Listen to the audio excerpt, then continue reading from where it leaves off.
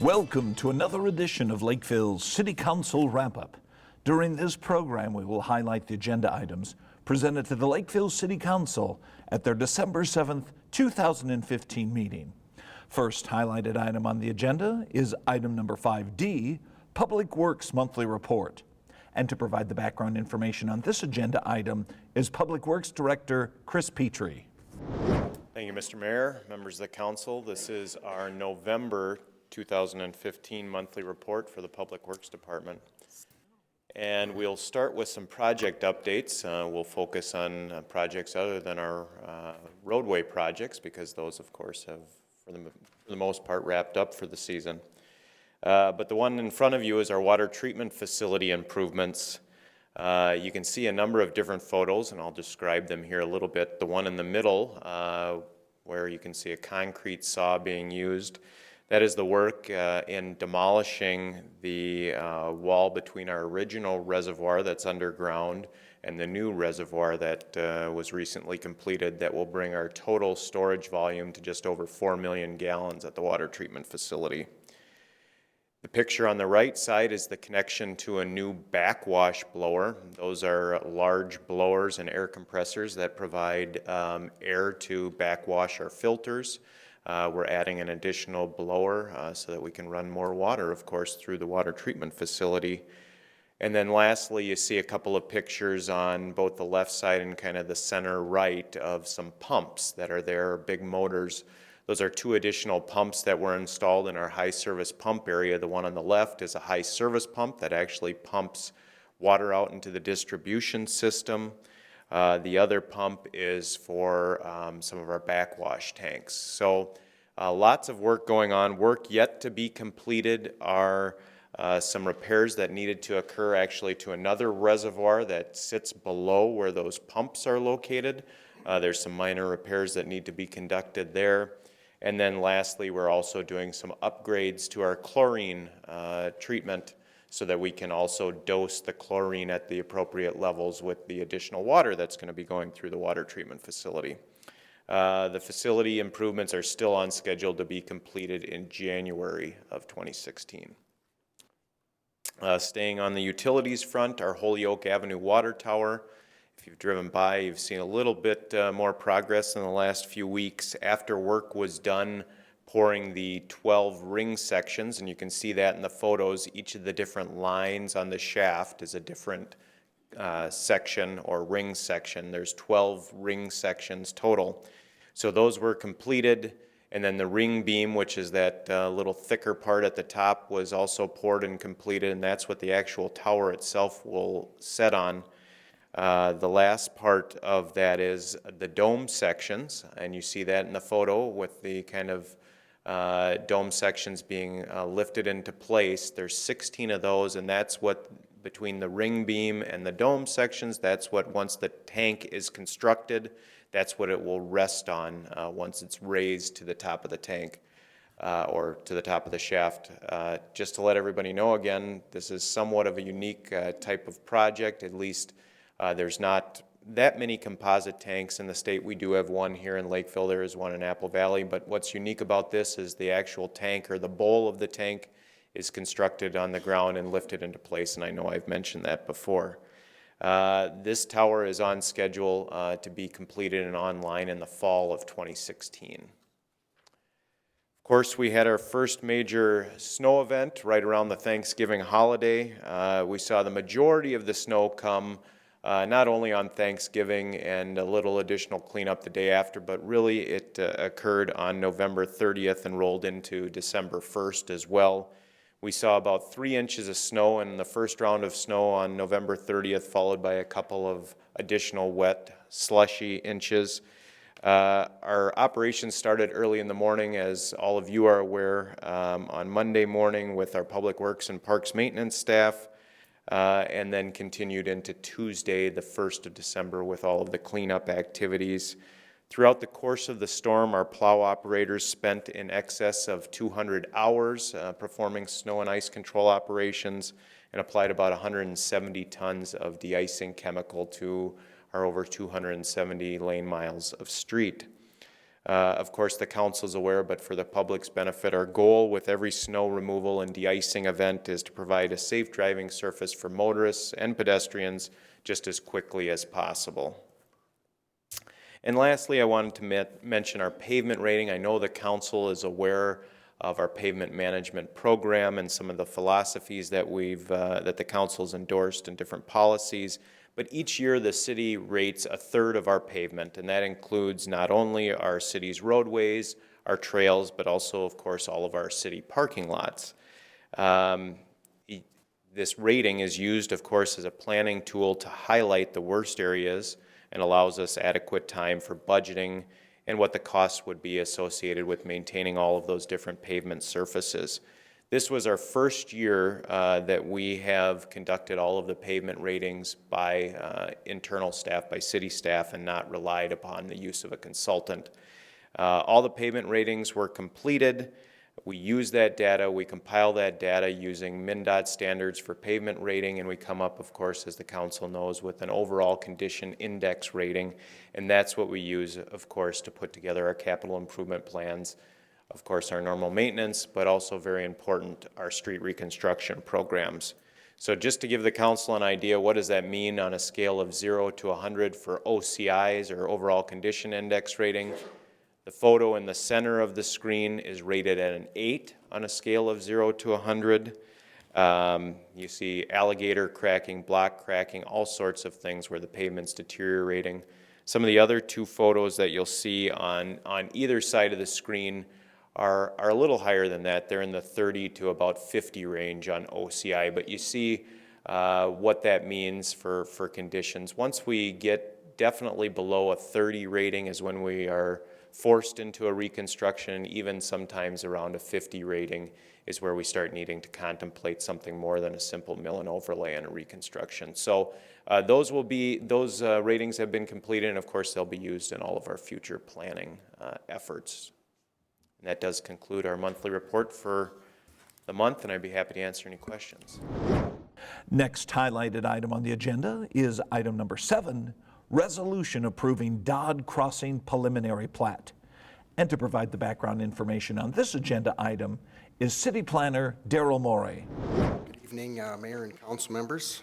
I'll try not to be too long-winded.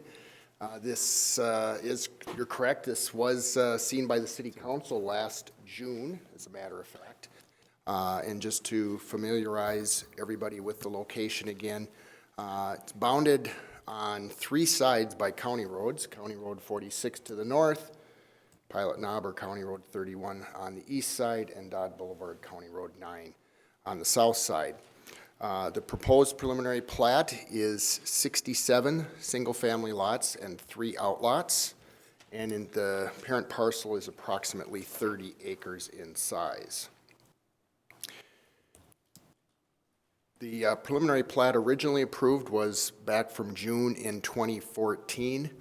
The design of this plat in terms of the layout, the number of lots, streets, etc., is the same as that preliminary plat approved a little over a year ago. A final plat never came forward within the required 1-year time frame by the subdivision ordinance. Therefore, the preliminary plat lapsed. Now, there is one difference that I would like to point out, and that is the proposed public street connection to Dodd Boulevard. Last June, when this came forward, at that time Dakota County was not allowing a direct connection onto Dodd because the county access spacing required a median to restrict the turning movements to right in, right out. And because at that time it was not in the county's plan to make those improvements, the requirement was that the intersection be blocked off until such time as a median was constructed. So therefore, the only access for the subdivision would have been off of Dodd Lane over here in the way southwest corner. So a year and a half later, the Spirit of Branch and Farm Commercial First Edition has been approved. The Hy-Vee grocery store is under construction. Intersection improvements at Dodd and Pilot Knob Road are underway. Tradition Development is partnering with Dakota County on those improvements because now you'll have a four-legged intersection instead of what was a three-legged intersection at the time. And given those improvements, which require signal modifications, turn lane improvements, the median will be constructed and it will extend past the Elm Creek Lane connection at Dodd. Thereby, when this development goes in, that connection can be provided immediately as a right-in, right-out access point. So now there'll be two access points to this development, which is a goal that the city has to be able to have 2 points of entry and egress for all subdivisions. So actually, the timing worked out very well, I think. Otherwise, this is basically the same layout that was approved a year and a half ago. The Planning Commission held their public hearing on the preliminary plat at their November 19th meeting and unanimously recommended approval. There was public comment from one neighboring property owner concerned about cut-through traffic off of Dodd Lane through the subdivision to the northwest, and that was addressed by the city's ex officio police officer who attends the Planning Commission meetings. The Park, Rec, and Natural Resources Committee also unanimously recommended approval of the preliminary plat, and therefore staff is recommending adoption of the resolution approving the Dodd Crossing preliminary plat. And I can stand for questions. Item number 7 was approved by the Lakeville City Council. Next item on the agenda was item number 8, Truth in Taxation Public Hearing. And to give the information regarding this agenda item is Finance Director Geraldine Erickson. Thank you, Mr. Mayor and council members.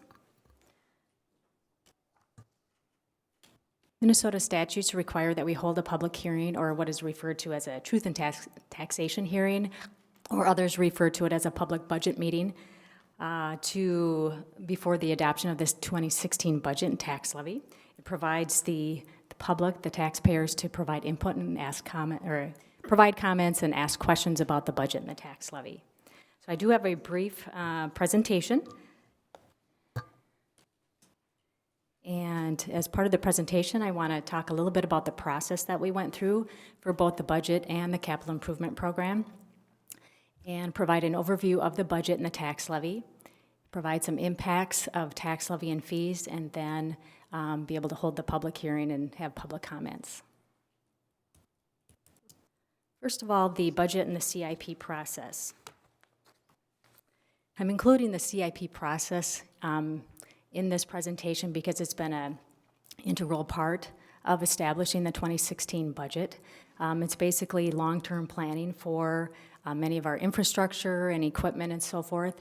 And it's a 5-year plan, but the first year, the 2016 portion of the plan, is incorporated into the 2016 budget. Before I go any further, I do want to say thanks to the department heads and all of the supervisors and the staff that have been involved in the development of the 2016 budget. It's a lot of work, and there's a lot of effort that goes on behind the scenes in putting together the department requests. I'd also like to thank 3 members of my staff who have been very involved with the 2016 budget: Julie Werner, David Lang, and Tom Nesseth. A lot of work goes into putting together all of the spreadsheets and compiling the data and so forth and presenting it to the council and presenting it as part of the packet tonight. So thanks to all of them as well. So the budget process actually started several months ago, back in about May, and the departments submit their request to the finance department, who compiles the information. We meet with the city administrator and other staff, go over those requests, and then present that information to the council. The council held multiple workshops starting in June, each of the last 5 months, June, July, August, September, and October, to cover both the budget and the CIP. So it's a pretty extensive process that we go through. Next, I'd like to do an overview of the budgets and the tax levy. Starting with the general fund. We do have some personnel additions in the general fund and the utility funds. In the general fund, there are 3 positions. In the street department, there's a maintenance 2 position. In the police department, there's a technology technician. And in the operations and maintenance department, there's a construction representative. And as you can note on the slide there, they do have different effective dates, and those were discussed in relation to other equipment that would have been needed and so forth. So the maintenance 2 starting in September, technology technician in July, and the construction rep as soon as possible after the beginning of the year. In the utility funds, there's a maintenance 2 position. That position is shared by the water fund and the sewer fund. And in the environmental resources fund, a part-time forester position. In the general fund, I'm going to talk a little bit about revenues and expenditures. Property taxes provide about 74% of the revenues to fund the services provided by the general fund. And in the general fund, for the benefit of the public, that covers services such as police and fire, streets, and finance and administration and IT and so forth. So quite a few services are covered by property taxes. The building permits, we've had significant building permit revenues, especially this year. We did factor in, similar to 2015, 300 single-family building permits. There are some significant grants and aids that are included in the budget, specifically in the police area for the DUI and the auto theft grant.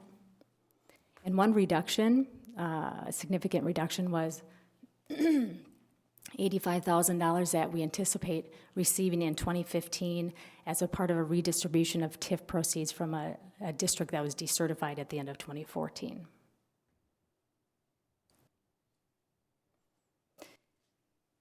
On the expenditure side, personnel comprises about 72% of the expenditures in the general fund. So again, primarily a service organization that personnel is going to encompass a significant portion of the expenses. The personnel does include new positions from 2015 that they started mid-year, and so they are transitioning to a full year in 2016. There are some new positions in 2016, as I mentioned, and then cost of living adjustments and change in benefits.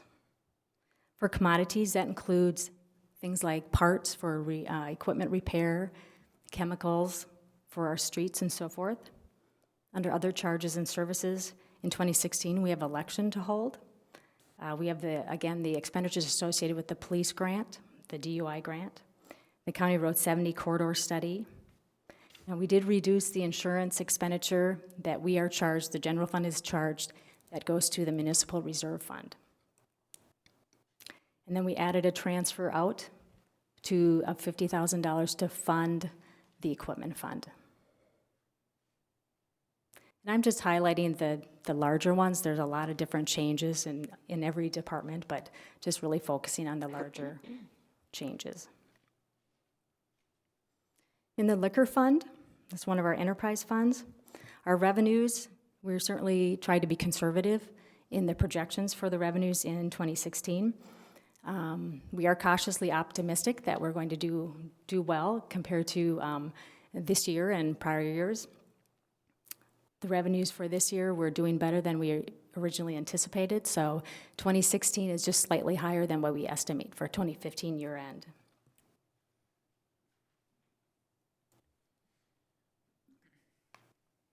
Excuse me. The liquor fund also includes a transfer out to the equipment fund, and in past years it's been roughly $800,000. For 2016, we did reduce that to $500,000, just based on the level of activity, sales activity for the year, and then also looking at the fund balance to see what was left. The utility funds covers water, sewer, streetlights, and environmental resources. The revenues for the utility funds, they do reflect the proposed fee increases that we had recommended at a recent workshop. They also include bonds for infrastructure replacement, specifically in the water fund, about $6.8 million. In the sewer fund, it includes about $720,000 for the Vector and the lift station 6. On the expenditure side, it includes major maintenance and infrastructure repair and replacement, specifically phase 2 of 2015 recon and the 2016 recon project. Again, it includes new positions in personnel, the maintenance 2 position, cost of living adjustments, and change in benefits. The equipment fund. This fund is established for the replacement of existing equipment and some new equipment. The revenues include contributions from other funds. As I mentioned earlier, the general fund is $50,000, but there's also contributions from the liquor fund, communications fund, pavement management fund, and the environmental resources fund. Property tax levy also supports this fund, and auctions and sale proceeds. The expenditures, as I mentioned, is for the replacement of existing equipment. There's a new dump truck with a plow and a velocity patch truck. In the building fund, the revenues include the proceeds from the sale of land that is anticipated for 193rd Street of $650,000. So that sale, I believe, was $1.6 million, and $650,000 is being dedicated to this fund. It also includes a property tax levy of $51,000 and contributions from the communications fund. Expenditures are for facility improvements at City Hall, Arts Center, and so on. This chart shows a breakdown of the 2016 proposed tax levy. As you can see, it is a 3.85% increase, or $951,000, the majority of which is going to fund the general fund, about $800,000. The equipment fund levy was actually reduced by $50,000. That was replaced with a transfer from the general fund to the equipment fund. The park improvement fund was a new fund, and so it has a new tax levy of $50,000. Debt service is increasing by $157,000. This is less than what we originally anticipated. By evaluating the cash balances in all of the debt service funds, we were able to use some of those cash balances to reduce the tax levy for 2016. So an overall 3.85% increase. The estimated taxable market value increased for Lakeville about $291 million, or 5.3%. New construction added about $131 million to that taxable market value. The average valued home increased by 2.41% from $268,000 to $274,000. I know some entities use the median valued home, but we use the average valued home here. The impact of a 3.85% tax levy is a $15 increase. Now recognize that every home is impacted differently based on what their values are and how much they change in value from one year to the next. As I mentioned earlier, the utility funds do reflect an increase in utility rates. This chart here shows the impact of those rates on a home that uses about 18,000 gallons per quarter, and it's about a $6.45 increase per quarter. That equates to a monthly $2.15 increase, or an annual $25.80 increase. And again, just like with the market values of the homes, this impact will change from owner to owner depending on their consumption of water and so forth. That concludes my presentation. I'll stand for questions, and then we have the public hearing. Item number 8 was approved by the Lakeville City Council. Next highlighted item on the agenda was item number 9, public hearing to consider an ordinance and resolution amending fees. And once again, to provide the background information on this agenda item is Finance Director Geraldine Erickson. Thank you, Mr. Mayor and council members. In order to approve an amendment to the ordinance, we have to hold a public hearing on certain fees. There's also a resolution with other fees that don't require an ordinance change. And included in those fee changes, we discussed this at the November 23rd workshop, so we included a copy of that workshop memo which details the fee changes. And some of the changes that I mentioned earlier are included in here related to the utility rates. So With that, I won't go through the detail that's provided. Item number 9 was approved by the Lakeville City Council. Well, those were the highlighted items presented to the council at their December 7th, 2015 meeting. If you have any questions or comments regarding these agenda items, please feel free to call City Hall. The number is 952-985-4400. Thanks for watching this edition of Lakeville City Council Wrap-Up.